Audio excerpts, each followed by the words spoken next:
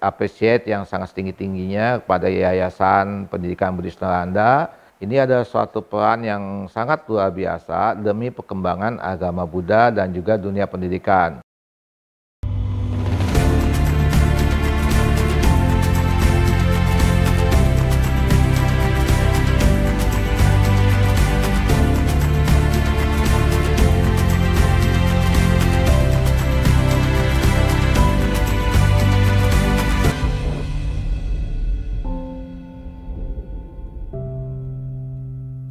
Sotihotu Namo Buddhaya, salam sejahtera bagi kita semua. Sosok alumni Nalanda kali ini akrab dipanggil dengan Bapak Lao Acep, yang merupakan salah satu alumni senior Sekolah Tinggi Agama Buddha Nalanda.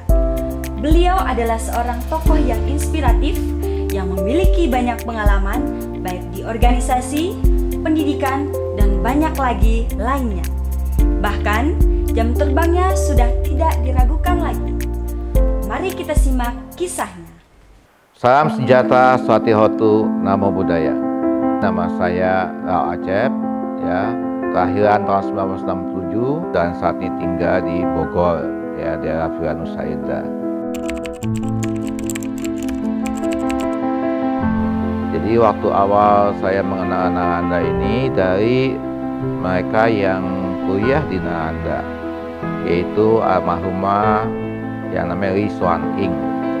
Ya, tahun 87 saya lulus SMA dan bertemu dengan beliau karena waktu itu di SMA saya diajar sama beliau sebagai guru agama ngajar Buddha di sekolah Sila Paramita. Jadi saya masuk negeri, jadi belajar agama di sana. Nah, memperkenalkan bahwa Ibu Lee Suan Ing adalah masih kuliah di Nalanda. Jadi begitu lulus SMA, ya akhirnya saya melanjutkan kuliah di Nalanda.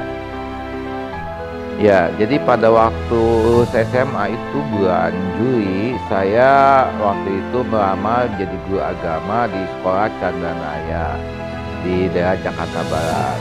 Di bulan September saya mulai kuliah angkatan pertama S1 ya di SDAB Nalanda tahun 87 bulan September. Jadi itulah mengapa saya memilih Nalanda, karena saya sudah memilih menjadi profesi guru, untuk itu perlu penambahan keilmuan. Nah, cocoknya jadi guru agama Buddha ya tentunya kuliah di SDAB Nalanda.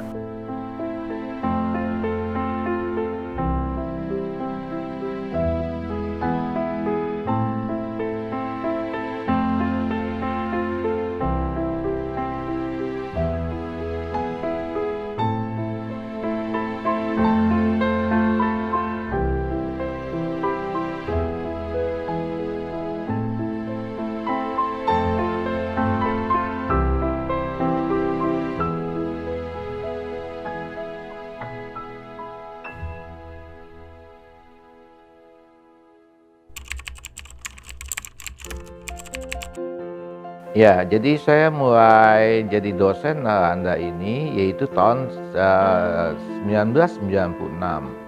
Kemudian 1997 saya melanjutkan kuliah sampai 98 di Taiwan. Pas kembali ke Indonesia tahun 98 sudah mengajar di Nalanda kembali. Nah, di tahun 2007 ada lowong kepemimpinan di SDAB.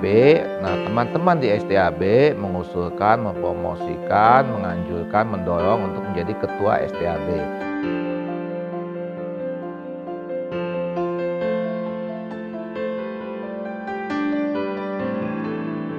Jadi menjabat di ketua SDAB tahun 2007 dan terakhir yaitu tahun 2019. Jadi seharusnya sih 2 periode karena belum ada generasi. Hanya di periode ketiga generasi selesai baru muncul periode ketiga penggantiannya.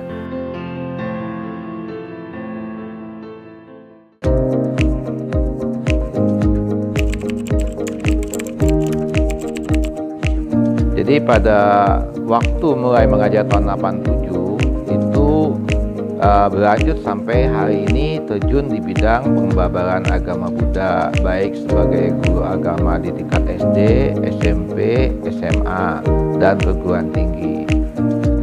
Selanjutnya dikarenakan memang dibutuhkan, akhirnya juga menjabat sebagai kepala sekolah di tingkat SMP di Cenadharma, kemudian kepala sekolah SMP di Mogalana, kepala sekolah SMA Nalanda, kemudian ketua STAB Nalanda, dan juga jadi direktur pendidikan di sekolah Sareputra.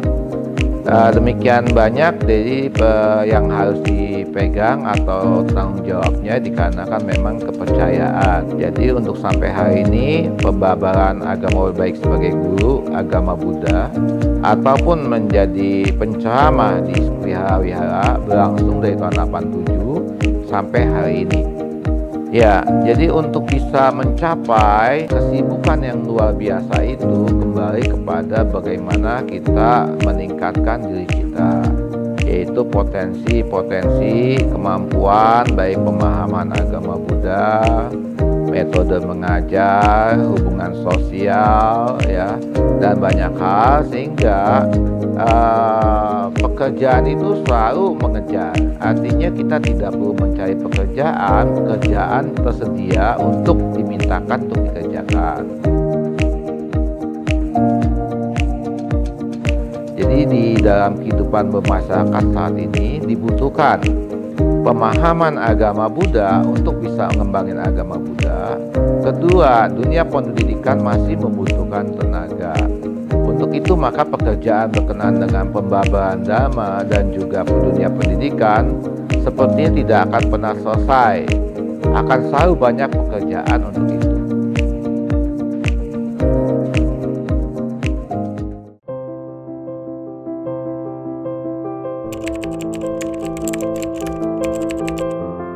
Ya, jadi dalam perjuangan STAB Nalanda dari awal sebagai Akademi Buddhis Nalanda berubah menjadi STAB Nalanda di tahun 87, dan kemudian juga STAB Nalanda menambah jumlah prodinya dari S1 Pendidikan Keagamaan Buddha menjadi tambah S2-nya ditambah Dharma Usada.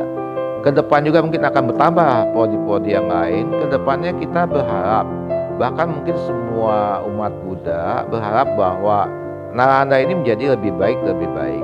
Berubah dari Sekolah Tinggi Agama Nalanda menjadi Universitas Nalanda sehingga bisa menambah jumlah prodi dan memberikan manfaat bagi banyak orang tentang keberadaannya Universitas Nalanda itu. Ya, jadi dengan mengalami pengalaman yang luar biasa, saya kuliah di Nalanda ya dari tahun 87 sampai 91, kemudian mengabdikan keilmuan yang didapat sebagai guru agama tingkat SD, SMP, SMA, perguruan tinggi, kepala sekolah. Saya berpesan kepada mereka ya mahasiswa yang kuliah di Nalanda bahwa ilmu yang didapat di Nalanda itu luar biasa. Bisa mendapatkan namanya pengetahuan agama Buddha, bisa mendapatkan teknik-teknik mengajar, kemampuan bahasa asing, kepercayaan diri, hubungan sosial. Ini sangat memberikan manfaat bagi karir kita di masa-masa yang akan datang, baik sebagai guru agama, mungkin yang nanti terjun di pemerintahan, ataupun pemuka-pemuka agama yang lain. Makanya coba jangan sia-siakan. Pembelajaran Nalanda itu begitu sangat berguna untuk masa depan. Jangan sampai kita kurang penuh perhatian, kurang latihan sehingga tidak mendapatkan manfaat yang maksimal.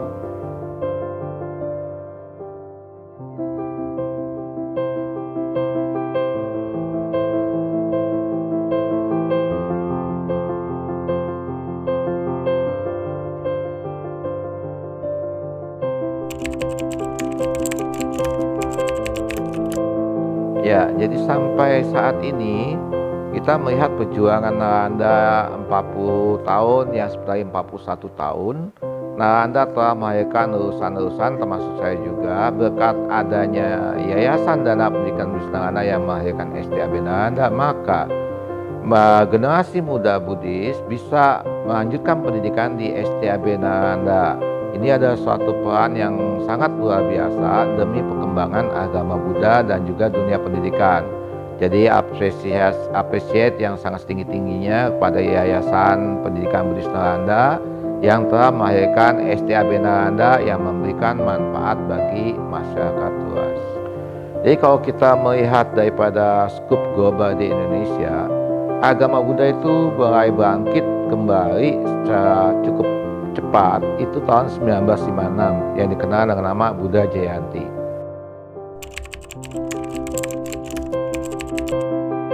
Yayasan dan Pendidikan Nalanda telah meneruskan STAB Nalanda. Kedepannya dengan adanya Nalanda yang berkembang pesat, bentuk yang namanya berbagai macam prodi, berubah menjadi universitas, ini memberikan satu harapan yang besar bagi dunia pendidikan bahwa putra-putri daerah dari manapun juga bisa melanjutkan pendidikannya di Nalanda. Bahkan dengan ada tawaran juga mendapatkan beasiswa dari Yayasan Pendidikan Nalanda untuk melanjutkan di Nalanda. Sehingga Nalanda bisa menjadi lebih besar dan lebih bermanfaat bagi masyarakat luas dan juga kontribusinya untuk membantu perkembangan agama Buddha dan dunia pendidikan. Terima kasih, salam sejahtera, Namo Buddhaya.